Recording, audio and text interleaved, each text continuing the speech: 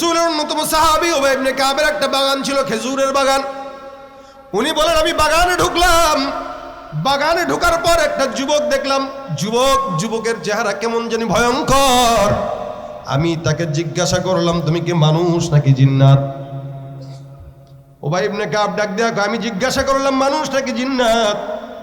ওই যুবকটা ডাক দেয়া বলে আমি জিনদের মধ্যে থেকে অন্যতম যুবক, আমার মতো শক্তিশালী জিন আমাদের জিনদের সমাজের মধ্যে আর কেউ নাই। তার মানে জিন্নাতের মধ্যে সবচেয়ে শক্তিশালী শয়তান হলো ইবলিস। এবার আবু ইবনে কাব ডাক দেয়া বলতেছেন তুমি যে জিন, হাতটা একটু দেখাও তো দেখি, টেস্ট করি, ট্রাই করি। হাত দেখাইলো। উবাই ইবনে কাব বলে আমি তার হাতটার দিকে তাকায় দেখলাম কুকুরের মতো হাত আর কুকুরের মতো হাতের পশম। আমি নিশ্চিত হয়ে গেলাম এটা আসলেই শয়তান, জিন্নাত।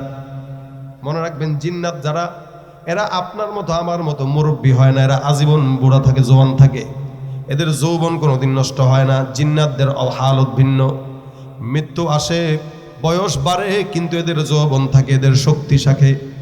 এই জিন্নাতটা উবাই ইবনে কাব ডাক দেয়া বলতেছেন তুমি আমার এখানে কেন আসলা? বলে সম্পদের বরকত নষ্ট করার জন্য আসলাম, তোমার এখান থেকে কিছু নেওয়ার জন্য আসলাম। উবাই ইবনে কাব ডাক দেয়া বলতেছেন তোমাদের এই সমস্ত অনিষ্টতা থেকে বাঁচার জন্য আমাদেরকে একটা আমল শিখায় দাও তো, কোন দোয়াটা বললে তোমাদের অনিষ্টতা থেকে বাঁচতে পারবো? উবাই ইবনে কাবকে জিন্নাত ডাক দেয়া বলতেছে উবাই ইবনে কাব, কোনো বান্দা যদি আয়াতুল কুরসি তেলাওয়াত করে আমার আল্লাহ পাক রব্বুল আলামিন ওই বান্দাকে আমাদের মতো শয়তান জিন্নাতের কবল থেকে হেফাজত করবে। দেখেন এটা কিন্তু একদম অথেন্টিক জায়গার তথ্য। কে মানে যার থেকে মুক্তি পাওয়ার জন্য আপনি চেষ্টা করেন সে শিখাইতেছে। আমি জানি আমার দুর্বলতা কোন জায়গায়, আপনি জানেন আপনার দুর্বলতা কোন জায়গায়। আর আপনি যদি শত্রুকে বলে দেন তার মানে শত্রুকে আপনি সুযোগ করে দিলেন। আর আপনি যখন বলবেন, আমি যখন বলবো ভাই আমি এই জায়গাটায় দুর্বল, ও ওই জায়গাটায় দুর্বল, তখন বুঝতে হবে এই যেটা বলছে এটাই বাস্তব, এটাই সত্য। তো শয়তান নিজে বলতেছে, জিন্নাত নিজে বলছে যে ভাই তোমরা যদি আমাদের কাছ থেকে বাঁচতে চাও আয়াতুল কুরসি বড়, আয়াতুল কুরসি তেলাওয়াত করবা, আল্লাহ পাক আমাদের থেকে হেফাজত করে দিবে।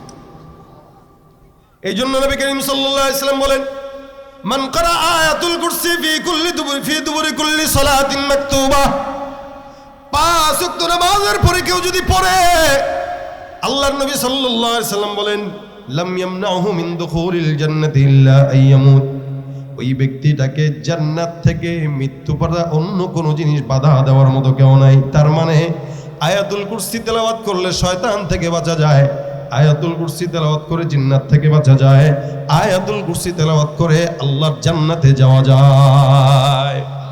আজকে থেকে নিয়ত করবেন যে আমরা আয়াতুল কুরসি পড়বো ইনশাআল্লাহ। শিখা লাগবে কিনা কথা বলে না। যারা পারেন না এরা শিখবেন, যারা পারেন না এরা শিখবেন। কোরআন শরীফ এখন মোবাইলেই পাওয়া যায়, আয়াতুল কুরসি সার্চ দিলে ইউটিউবে শোনা যায়। তা আপনার যদি শিখতে মন চায় আপনি ইউটিউব দেখে শিখতে পারেন, কোরআন দেখে শিখেন। আপনার নিজের কল্যাণের জন্য, নিজের হেফাজতের জন্য আপনার শিখা দরকার আছে না নাই? 5 ওয়াক্ত নামাজের পরে পড়তে আর কতক্ষণ লাগবে? আয়াতুল কুরসি পড়তে 1 মিনিটই লাগবে, এর বেশি কি লাগে? অল্প সময়, ধরলাম 2 মিনিট। তা 2-3 মিনিটের মাথায় আপনি যদি আয়াতুল কুরসি তেলাওয়াত করেন তে ইনশাআল্লাহ আল্লাহ পাক আপনার আমার হায়াতেও বরকত দিবে, রিজিকেও বরকত দিবে, জান মালেও বরকত দিবে, এমনকি মৃত্যুর সাথে সাথে জান্নাত দান করে দিবে। কারা কারা যারা পারি, কারা কারা পড়বো হাতটা তুলি। 5 ওয়াক্ত নামাজের পরে আয়াতুল কুরসি পড়বো। আল্লাহ কবুল করো, জোরে বলেন আমিন। আল্লাহ কবুল করো, জোরে বলেন আমিন। আল্লাহ আমাদেরকে শিখায় দাও, জোরে বলেন আমিন।